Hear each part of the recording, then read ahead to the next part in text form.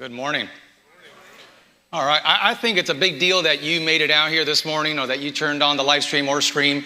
So can you give yourself a hand this morning that you made it out to church this morning, yeah? It's a big deal. I'm not a huge fan of participation stickers, but this one matters, right? You had to make a decision this morning in spite of how the week went or how the morning went. You decided to plow through all of that stuff and you were convicted or someone was convicted that you should be here this morning. And so you made it. And I think through life and through the week, we've gone through situations or scenarios where we weren't looking forward to the weekend for whatever reason. Or this morning, it was tough to get out of bed. It was tough just to make it here, and it felt like a storm. And I think many of us are either in a storm, or we're getting out of a storm, or we're one decision away from being in a storm. Anyone relate with that? Can you raise your hand if you relate with that? All right, I'm not alone.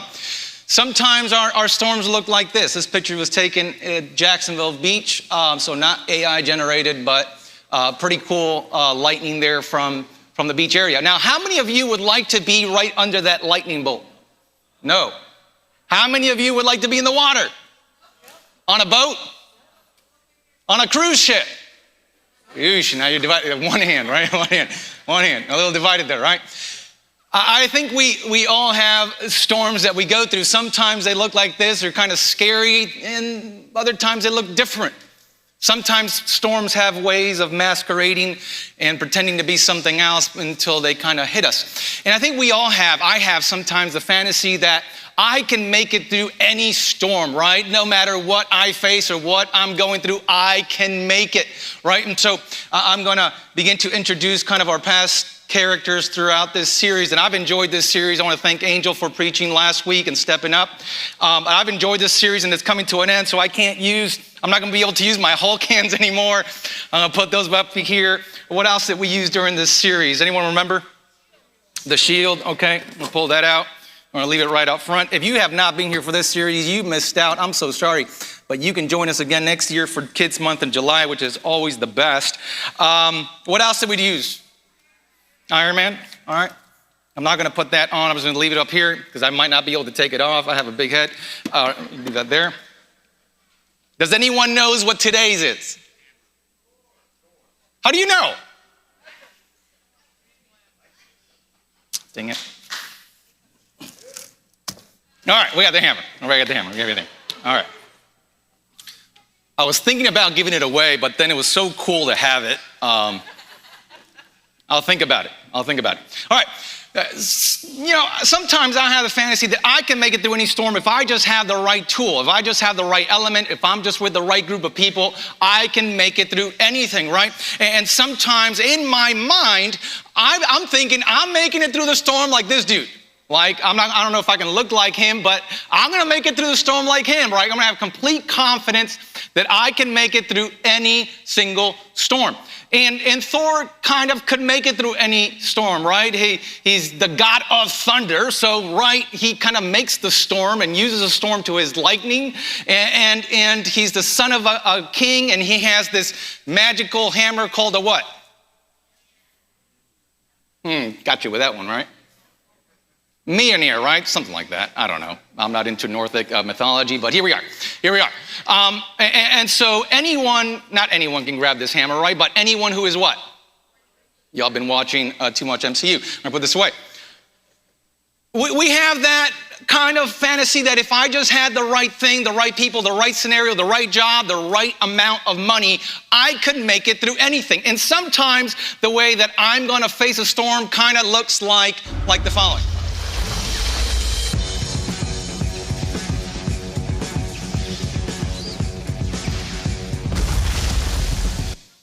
Now, it never plays out that way in real life. Never, ever. There's not that cool music, not the right, costumes, no makeup, like no special sound effects. My storm usually looks that way, right? Kind of bold, boring, and more close to real life. And usually storms are that way. They're unattractive. They're dull, they weigh us down. It seems like we're gonna go through it forever. There's no special effects, there's no cameras, and if there is a camera, we don't want it close to us. And there's no guarantee. There's no guarantee that there's gonna be light on the other side of the tunnel. We're just in it. We're just in it. So what do you do when you're in a storm? When you're in a holding pattern, when you're going through grieving, when a relationship has come to an end? What do you do? Like, how do you make it through the storm? How do you make it through the storm? Somebody said pray. What else? Ran out of options already, all right. That's all right. We can hope. We can hope. We can trust. What else? Fast. I don't know about fasting. What else? I heard something this morning that I thought was very good. I think when we're going through a storm, it's good to be around people that are hopeful. Right? It's good to be around people that are hopeful. And we're learning through this series that true strength doesn't come from what's in our hands. It comes from what? Who holds our hearts. So we all face storms. Can you look at the person to your right and left and say we all face storms? I think it's good to remind each other of that, because sometimes we feel that we're the only one in the storm. We feel like the only one that has messed up, the only one that has gone through failure or grief or loss, the only one that has messed up at work. We feel like we're the only ones. And the beautiful thing about church and about the ecclesia and about community is that we're reminded that we're all on the same playing field, that we're all human, that we all cut and bleed red, that we all go through challenges in life. There's no one in this room that hasn't been in a storm or coming out of a storm or about to step into a storm. Whether it's a relational issue or a job issue or a health or mental health situation, whether it's, you're doubting God or having a hard time grabbing the Bible or praying because you're just not feeling it. Or maybe, you've tried to do something and now you're fearful about the next thing because you failed at the last thing. And maybe you just feel that you're stuck in this holding pattern. And we've all been there, or we're all there, or we're all about to be there. And so the thing I love most about the Bible is not only that it speaks about God. I love that. It's the clearest form or expression of God that we have, that's tangible, that we can read and study and go deeper in. I also love that the Bible has stories of human beings just like me, just like you, just like us. Now I'm going to show you 8 snapshots. Are you ready? 8's too much? You do less? I can do less. We're going to do 3. Is 3 good? I'm going to do 8 anyways. All right? I'm going to do 8 anyways. I already prepared for this, so I got to do 8. Already locked in. So 8 snapshots of people just like us. People that went through storms, lived in storms, and made it through storms. The first snapshot is of this lady.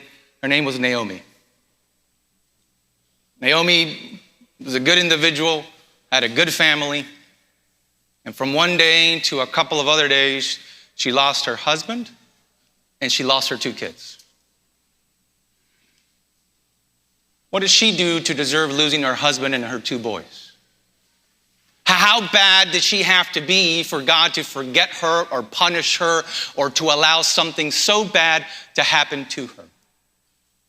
The Bible doesn't tell us much about who she was or how she lived her life before we kind of run into this moment in her life. But we do know that once she started stepping into the storm, there was no way out of the storm. Like, how do you undo the loss of someone you love? How do you go back in time and bring someone back from the dead, someone you've loved and shared your life with, someone that you've shared experiences and moments and you built a family with? Like, how do you bring them back? And so she decides to return back home all alone. Well, not completely alone, but with her daughter-in-law, Ruth. And she's grieving and she's bitter. And so in Scripture, in Ruth chapter 1, verse 20, she says, "Don't call me Naomi, instead call me Mara, for the Almighty has made life very bitter for me." She's hurting. She's suffering. She feels empty, and to the point where she's like, don't even call me. I'm not that person anymore. Now I'm this bitter person that can't feel, life the way I used to. I don't see the colors I used to see. I don't taste the food the same way I used to. I'm bitter now. I've lost everything I ever loved. And there's beauty in her storm because God has not abandoned her or left her. But God uses this unscripted narrative to bring redemption into her life through her daughter-in-law, Ruth, who later marries Boaz and form a family. She's able to be part of a legacy that she never imagined, never dreamed of. She becomes part of the lineage of Jesus.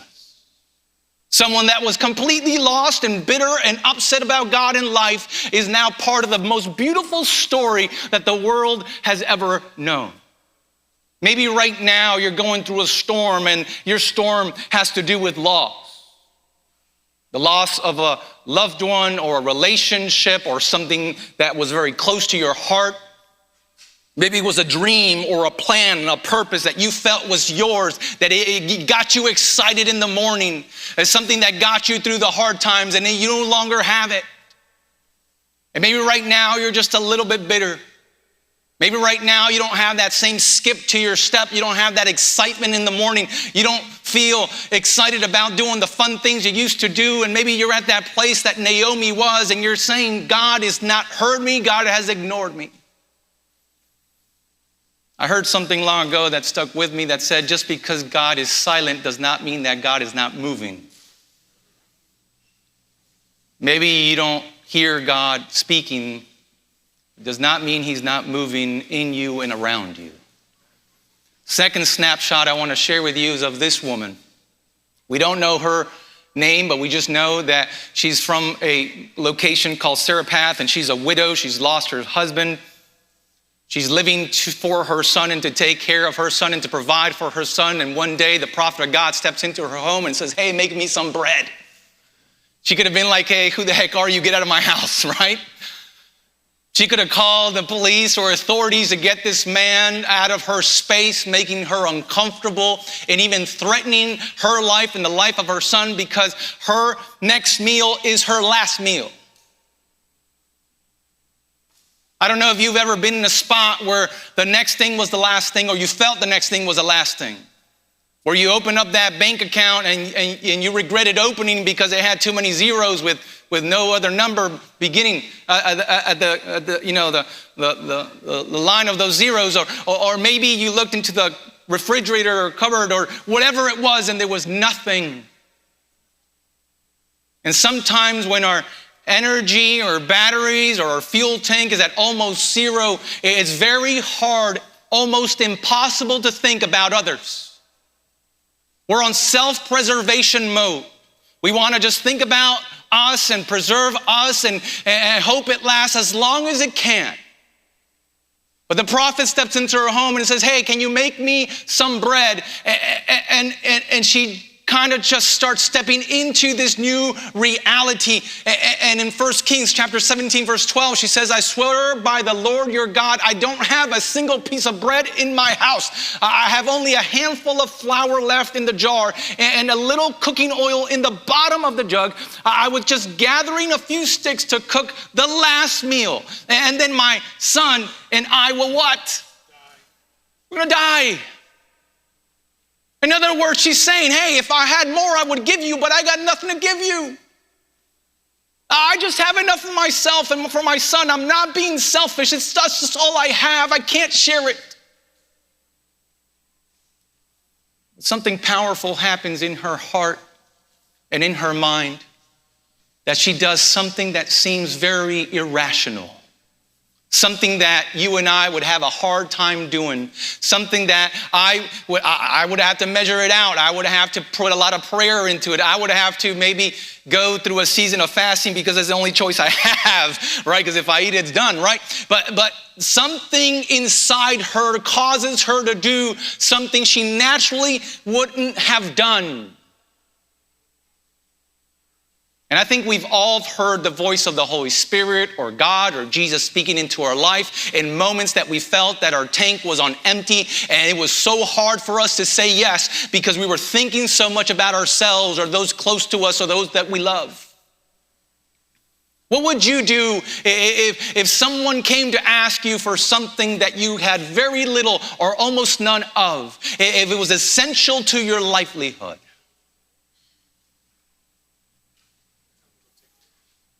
She chose to obey that inner voice. She gave it away.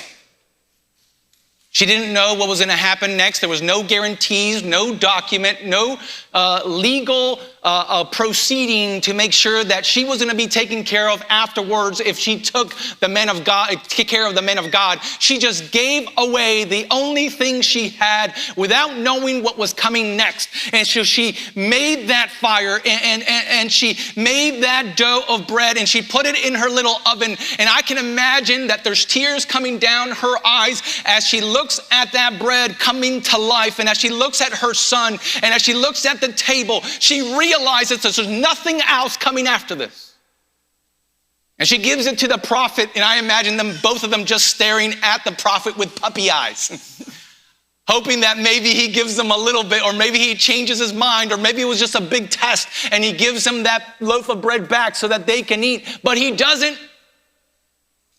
And maybe he doesn't even look up at them. Maybe he just chows it down because he's also starving. And he doesn't look back. He steps away. And this woman goes back and now she's empty. She has nothing else to give. But at some point in this story, in this moment, some voice inside her tells her, hey, go check if you have some extra flour or some extra oil. And she knows there's nothing left. But she checks anyway. And can you imagine her face when she opens up that lid and she's expecting to find an empty jar of flour, empty jar of oil, but when she opens it up, it's full. Big time storm coming to an end because her life's coming to an end, but now God has brought a provision that only came from being obedient to a voice that made no sense. Third snapshot is of this guy. This guy is a prophet of God, called to relay messages that God shares with him to his people. And sometimes I hear the word prophet, I'm like, man, that must have been a glamorous job, right? You get to hear God's voice and you get to share it, right? You should probably have like a special tag or, name tag that you carry. You probably should have like a couple of policemen or soldiers that walk alongside you to kind of give you some protection detail just in case. When you walk into the streets, people should be claiming out your name and worshiping, breaking out in worship because you're bringing the message of God to the people. It was nothing like this. During this guy's time, people were so angry in hearing from God that they would kill the messengers of God. Kill them. They would kill them openly or kill them trying to justify it or some sort of shady justice system in order to get rid of them, because every time they heard from God, they were reminded that they were in the wrong and that they needed to repent and confess and get back with God. And they were so entrenched in sin that they thought the best thing to do was to kill them.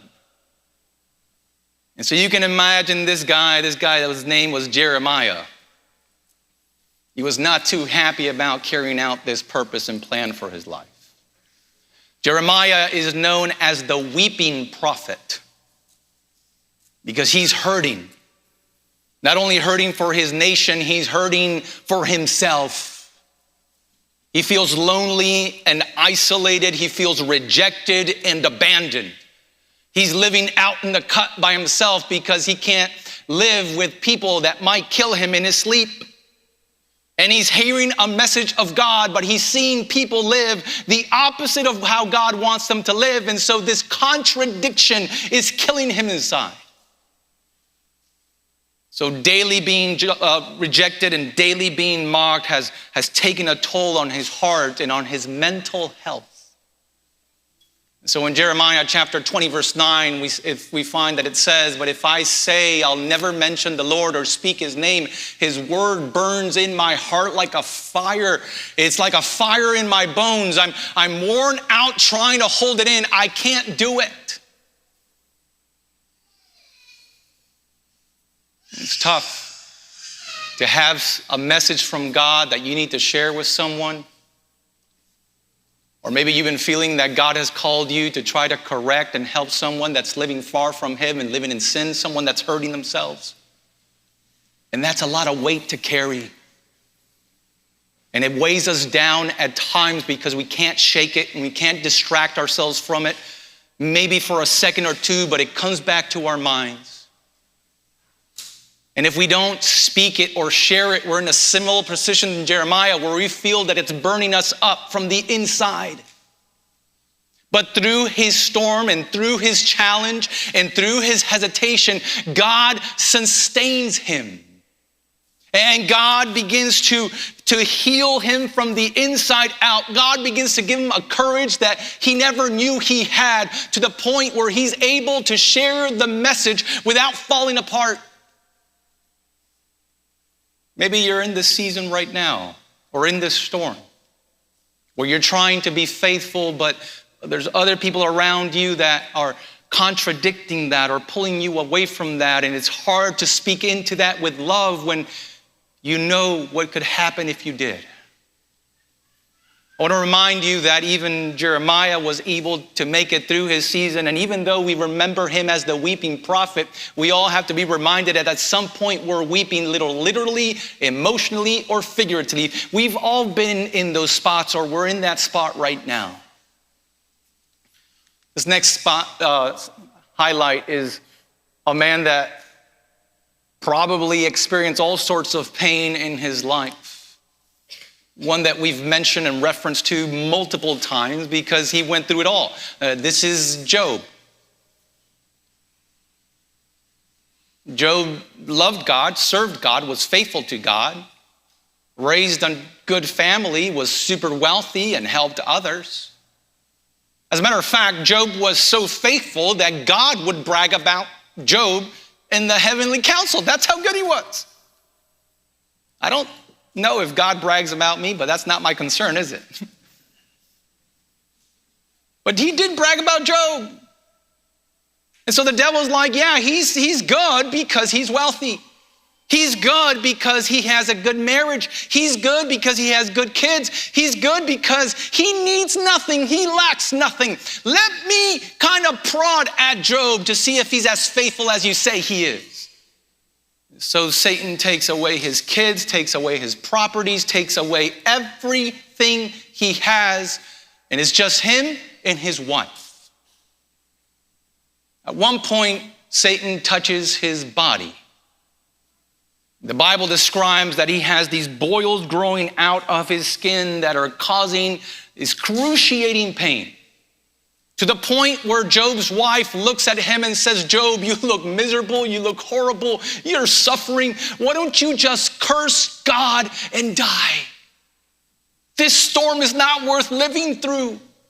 There's nothing good on the other side of this storm. There's no possible light. There's no possible hope. We lost it all. But it's interesting that even in that point and in that horrible storm, Job chooses to be faithful. Have you ever been in a point in your life where you felt that your faith was so tested that you had to make a choice whether you were going to keep believing or whether you're going to stop believing? Whether you truly believed in God and you were going to take literally who God said he was, or you were going to walk away from him. I think we've all had those moments where our faith came to such a point that we felt that we were being torn apart.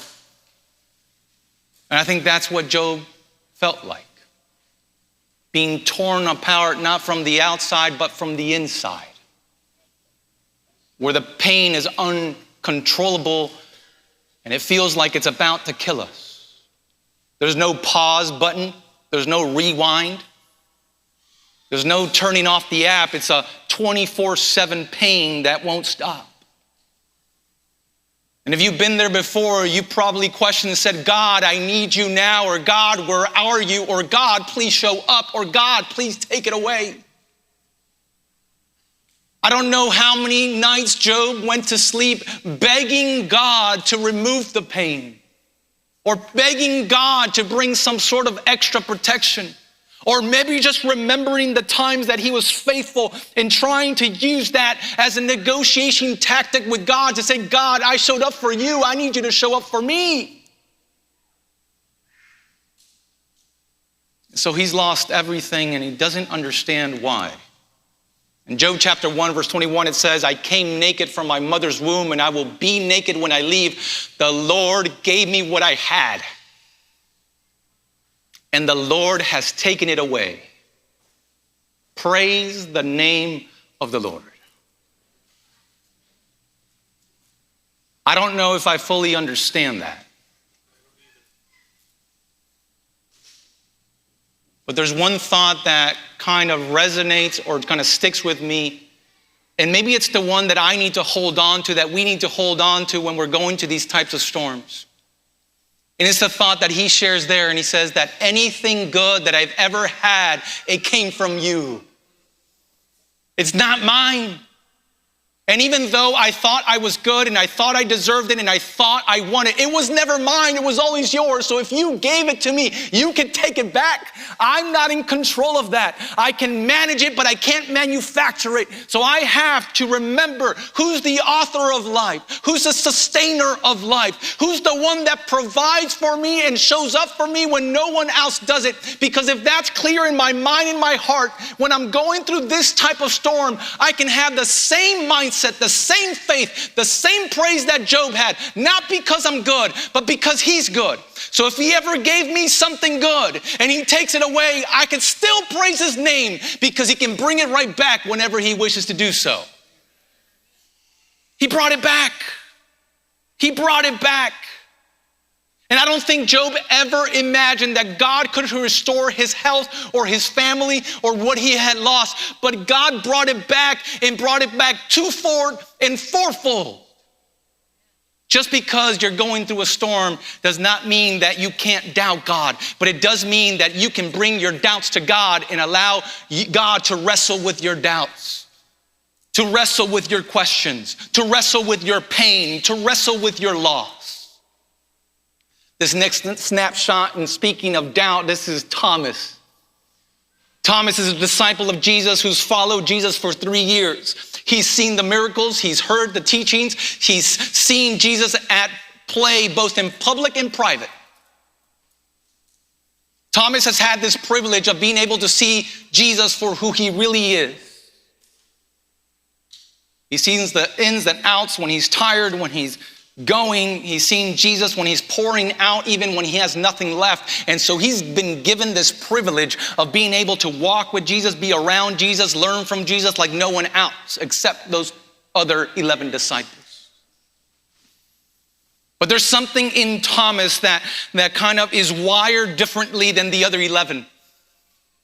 There's something about Thomas that has him go a little bit extra. It's not enough for him to hear words or see things happen. He has to be able to touch them to verify that they're true. Is there anyone in the house that way? We just need a little more. And so Thomas has seen his friend and master, teacher, Messiah die on the cross. He saw Jesus taken down from a cross, put in a grave, and he's seen him die. He is scientifically checked, he's dead. In Thomas's mind, he says, okay, if someone dies like in my past and my forefathers' past and all the way back to Adam and Eve, if you die, you're dead. There's no coming back from the dead. It's never happened. No one's ever done it. People have tried to do it, but no one has the power to do something like that. So it's impossible. Maybe you're going through something right now that feels impossible. It's impossible because you've never done it before. It's impossible because maybe no one else has done it before. Maybe it's impossible because your scenario is so unique that no one else can understand it, even if you try to explain it. And maybe you hear the words of Jesus in the Gospels, or you read the Bible, you've prayed, and it's just not enough. And I'm here to say that it's partially okay. It's okay to have a doubt. It's okay to have a question. It's okay to want more. But we can't linger there forever. At some point, we need to take that step of faith and choose to believe, even the unknowns. And so Thomas has heard about Jesus coming back from the dead. He's heard that people have seen him. He's heard that people have been with him. And he said, it's not real for me. I didn't see it. I wasn't there when there was the earthquake and the stone was moved away. I didn't see him walking out of the grave. I didn't hear him at the gravesite. I haven't heard his voice until I can touch his hands. And until I can touch his side that's been pierced. Until I can do that, then I'll believe. Maybe you're a type of Thomas, and I'm not saying that in a judgmental way or derogatory way. But maybe you just have these doubts that can only be satisfied with something that's evident. The reason it's okay to doubt is because Jesus didn't push Thomas away because he was a doubting disciple. He didn't say, we're done, Thomas. I've been with you 3 years. I died and risen from the grave for you. And since you do not believe, you're out of here, right? He didn't do that. As a matter of fact, Jesus did all of the opposite. When everyone in the room thought they believed, Jesus chose to go extra with Thomas. As a matter of fact, I believe that Jesus went extra with all 11 of those remaining disciples. Because Jesus knew exactly what they needed. We can look back and say, isn't it enough that he rose from the grave? Isn't it enough that people saw him? Isn't it enough that there was an earthquake? Isn't it enough that an angel showed up? But if I pause and step back, I could begin to name all the moments in my life where I have seen God show up.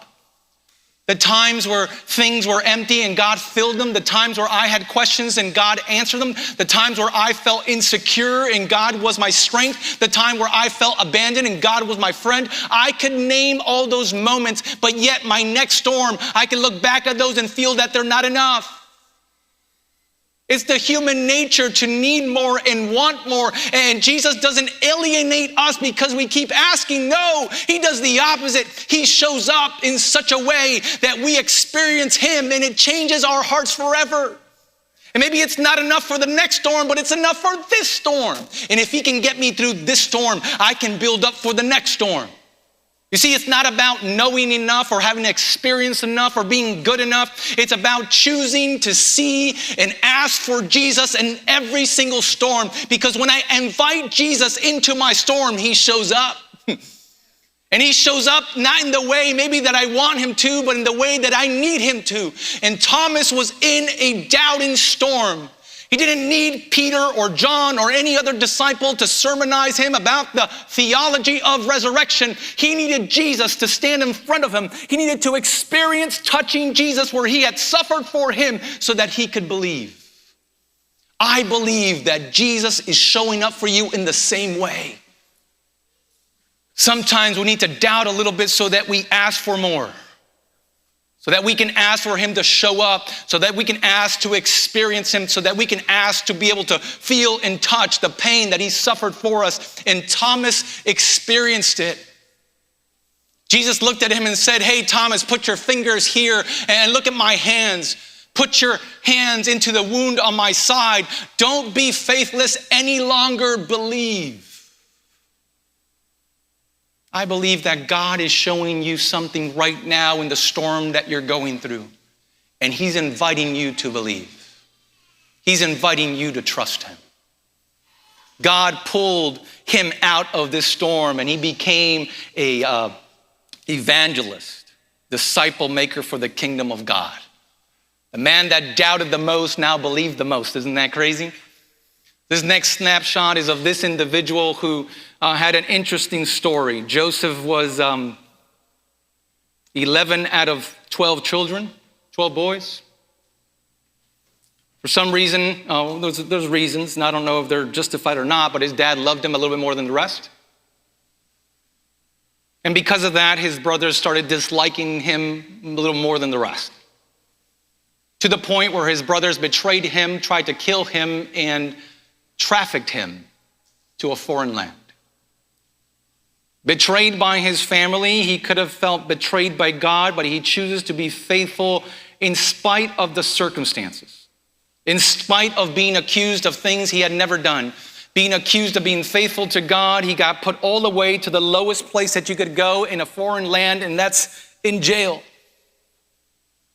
Being forgotten, being left aside, Joseph chooses to continue to be faithful.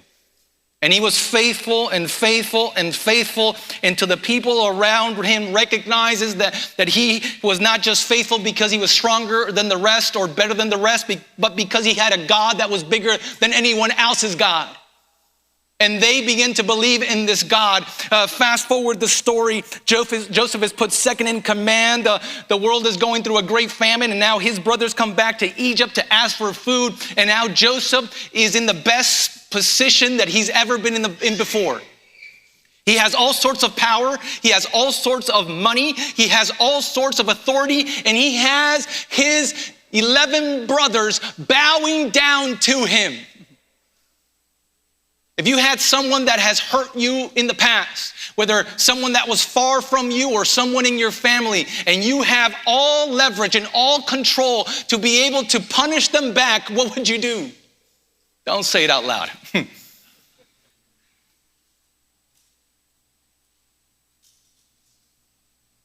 Joseph learned something in his storm that was more important than the position that he was then at that point. Something happened in his heart through pain, suffering, and abandonment that built him up to be the man that God needed him to be. Joseph chooses to do something that he needs no authority, he needs no money, he needs no power. He chooses to forgive his brothers, knowing fully what they did to him, and he chooses to let it go. Chooses to let it go. Now, you could say, well, he can let it go because he's second in command. Now he has everything he's wanted. That type of heart or attitude doesn't get better when you have more power or money or authority. It actually gets worse.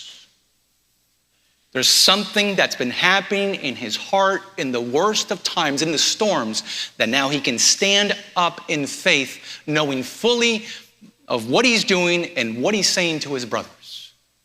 And I believe that Joseph is able to forgive his brothers because he knows that his sins against God are far greater than his brother's sins against him. And if God was able to forgive him in every season and every storm, he can also forgive those that have hurt him.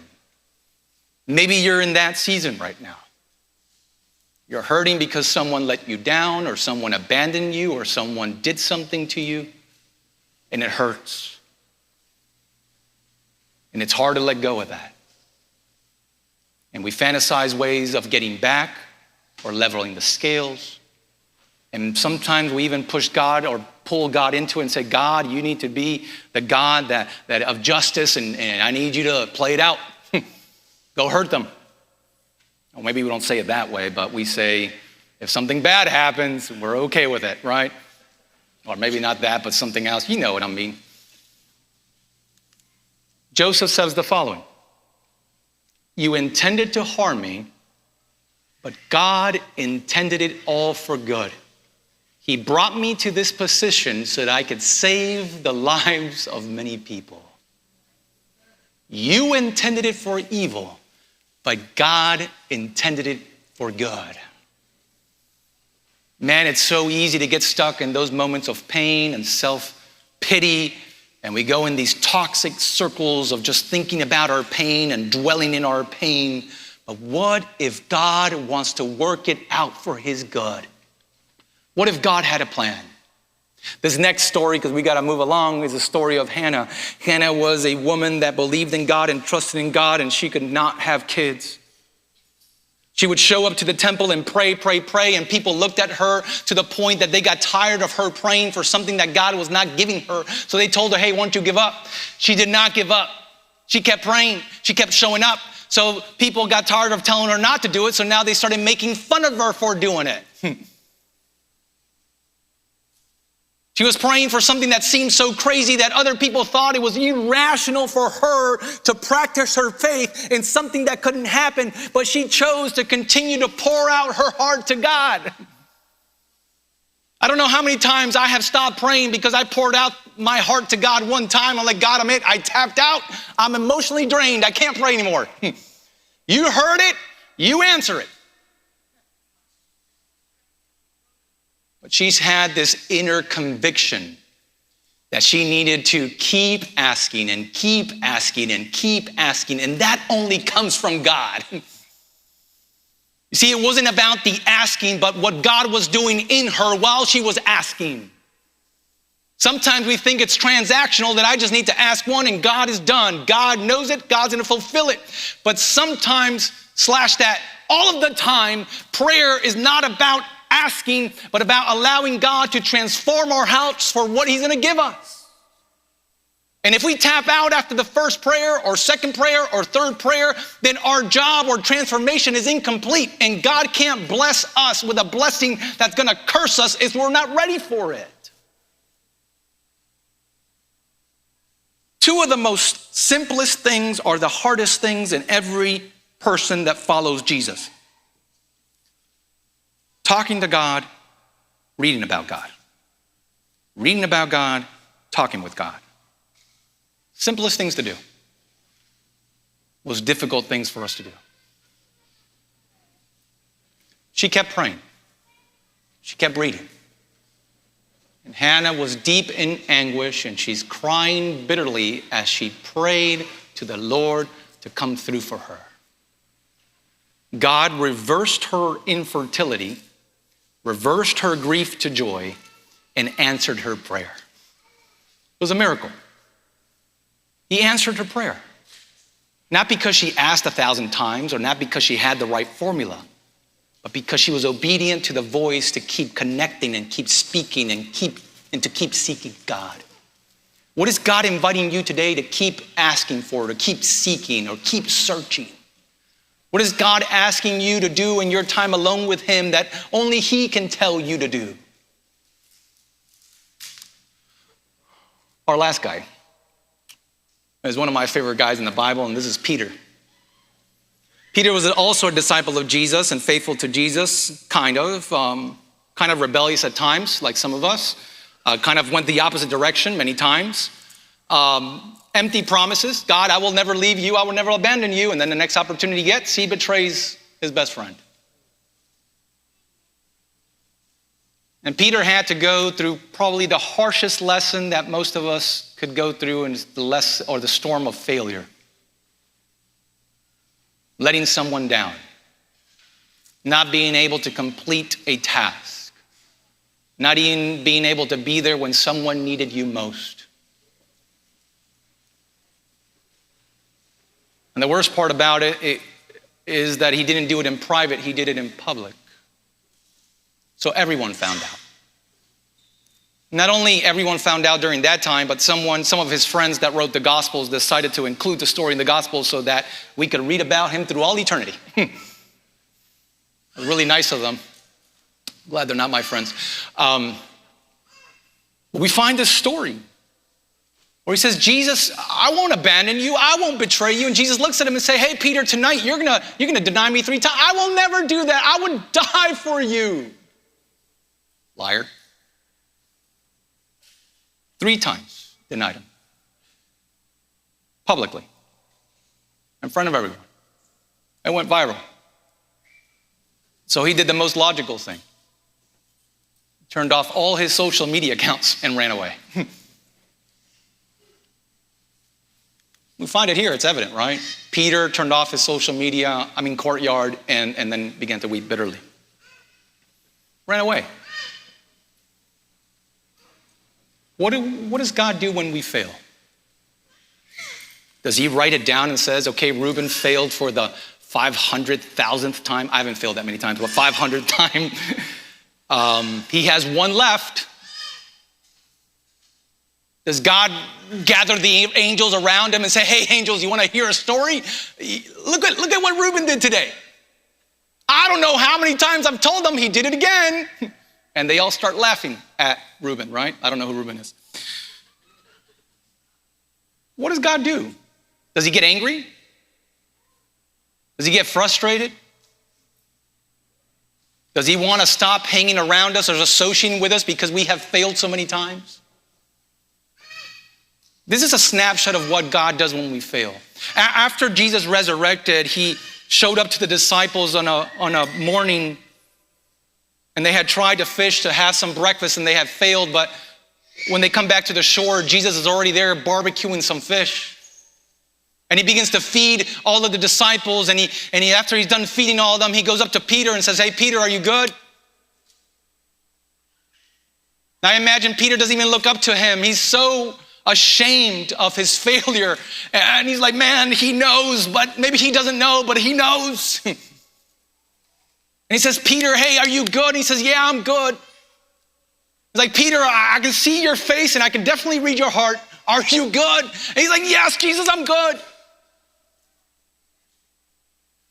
And the third time is like when Peter finally lets his guard down. Say, "Hey, Peter, are we good?" And Peter accepts that invitation and says, "Yeah, we're good, Jesus." Jesus doesn't punish us when we fail, doesn't ignore us, doesn't abandon us. He runs towards those that have failed. He tries to restore the broken relationship, the broken heart, the broken moment. He tries to put us back together because he loves us so much. So today, as we're wrapping up, what's your storm? We've seen 8 snapshots of different people that had their storms, but what's your storm today? And as you're going through your storm, what is it that you're holding on to? Are you trying to hold on to a magical hammer that will resolve all your problems? Are you feeling that you need some technology to get you through it? And maybe you're going to the gym and trying to get stronger because if you're stronger, you can make it. Or maybe you're putting on the shield because you're taking too many shots your way and you need to block them. What are you holding on to as you're going through your storm? What is it that's sustaining you and helping you go through it? Is it your own strength, or is it your plan, or is it that you just need more answers? But what if we just needed to trust Jesus to hold our hearts through it? What if we just needed him to hold our hearts? Because as I look at these stories, as I look at Hannah, I see a story not of grief and loss, but I also see a story of redemption. As I see the story of the woman, the widow who had nothing, I see how God can multiply when there's nothing to multiply. As I see the story of the weeping prophet, I see the story of a man that surrendered and grabbed on to God's strength. As I see a story of being betrayal, I see how God sustains even the most painful or difficult of times. When I see a man that has lost everything and now has nothing left and is going through excruciating pain, I see faithfulness. As I see a story of a man that had doubts and big time doubts, even with his friend Jesus, I see how Jesus answered his questions. As I see a woman that would not give up, I see the God that never gives up on those that he loves. And lastly, when I see the story of failure, I just don't see his failure, but I see Jesus' grace covering him. What's your storm? What are you holding on to? We've been learning that true strength doesn't come from what's in our hands. It comes from who holds our hearts. It comes from who holds our hearts. I'm gonna slide just straight to this one. Who holds your heart? In Thor's story, he had to learn multiple times in every single movie that he's in that this wasn't enough. As a matter of fact, he learned from his father that it was never about the hammer. The power was never in the hammer. The power was in him. He just needed something to focus his power on. The power is never going to be in any of these things because they're not real. But true power is not in my cell phone or social media. True power is not in my job or my finances. True True power is not in what I've accumulated or accomplished in my life, but true power comes from surrendering to the one that had all power. Surrendering to the one that had all knowledge, all wealth, that had all understanding. The one that was willing to bring it up all the way to the cross for me. True power we see embodied in Jesus, that he had all power but surrendered all power so that we could experience something real, something different, something life-changing. So I'm going to ask Melvin to come up and bring up probably the only thing that has real power in our lives, that can change our lives and transform any storm. The one thing that can bring hope in a hopeless situation.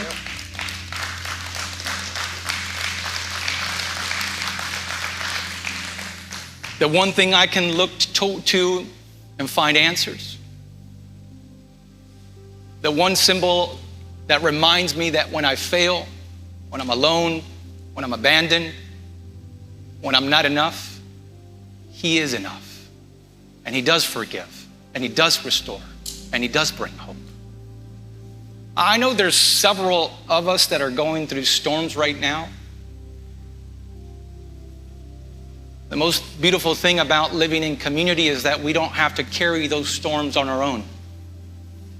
We're invited to carry each other's burdens in Christ so that we can find encouragement and we can find truth and we can find a shoulder to lean on. So in this moment, I'm going to invite the elders that are in the room and some of our prayer team members to come up front. And they're going to come up front to pray for anyone that's going through a storm right now that just needs someone to listen and someone to pray over them. Maybe you came in carrying a lot. Maybe you didn't know how you were going to make it through the end of the week. Maybe it's just been a difficult month and a difficult year, a difficult time in your life.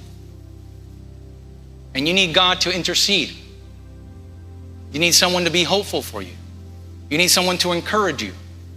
You need someone to just put a helping hand and to stretch it out for help. So as our praise team comes out and begins singing our last song, I'm going to invite anyone that wants prayer. You can come up to any of our individuals that are up front wanting to pray for you. So don't hesitate to come up. They'll be here throughout the song and after the song for anyone that needs prayer, but you're invited to come up right where you are right now.